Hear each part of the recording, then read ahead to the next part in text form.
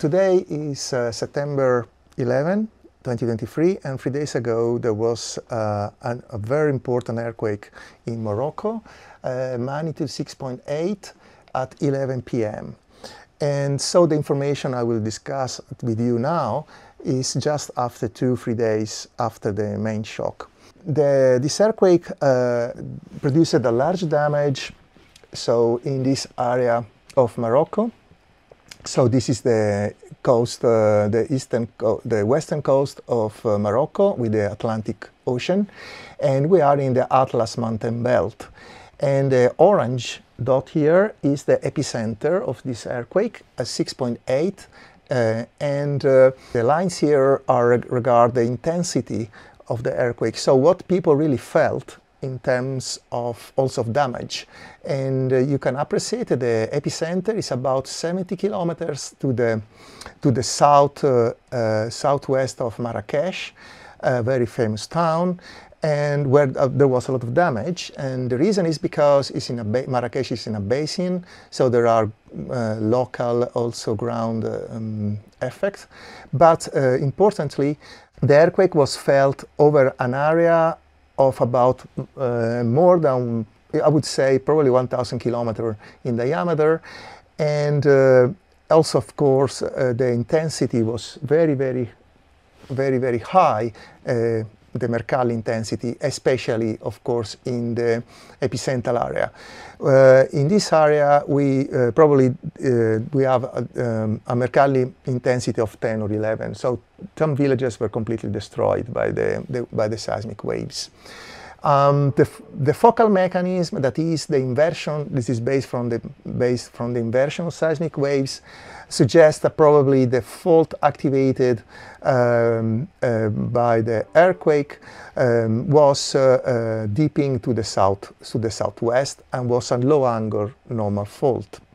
These are the very first inversion seismic waves to have an idea, get an idea of the seismic displacement or seismic slip at depth along the fault. The fault that ruptured was probably about 40 to 60 kilometers long, and in some fault patches located perhaps at 8-12 kilometer depth, the displacement, which is the fault displacement, which is the relative movement of the wall rocks at along the fault, was about 1.5 meters, perhaps even 2 meters in some patches.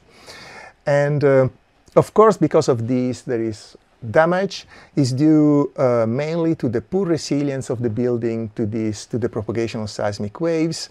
A lot of buildings there, like in Italy and in many other countries in the world, are made of adobe. Even the buildings made in concrete, of course they collapse like this one.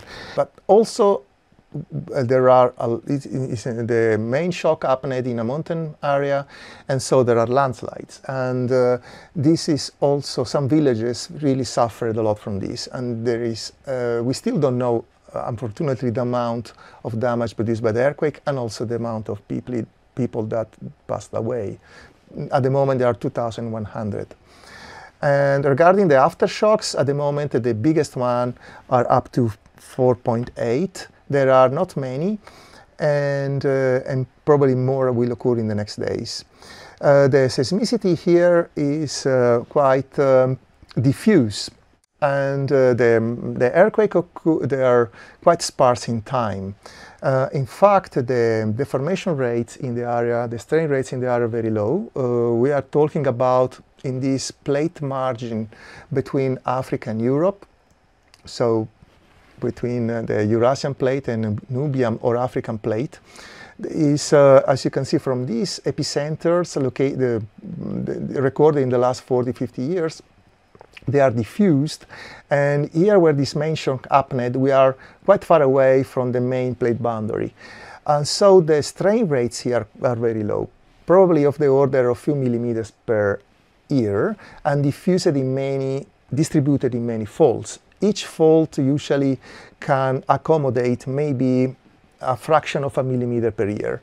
And because of this, in Morocco, there are not many earthquakes per year, For instance, probably there is a magnitude 6 every 20 years, or on average, or even less, while in Italy we may have one every 3-4 years. But they can be big, as this one, 6.8, and because they are in populated areas, there can be a lot of casualties. For instance, the Agadir earthquake in February 1960 was a 5.8, 6.0, and it had about 12,000 casualties. So a lot of people can lose their lives because of earthquakes here. So this is now a sort of tectonic map of the Atlas mountain belt. This is the Atlantic Ocean, and here is where the earthquake occurred between the North Atlas Fault and the South Atlas Fault, and these are thrust or reverse faults. And the idea is that probably this is the structure of this mountain belt, and probably it is bounded by these main faults. And this one is the one that is from the north to the southeast. And the idea is that probably the earthquake nucleated at about 15-12 kilometer depth on this fault, ruptured for probably for tens of kilometers along this fault.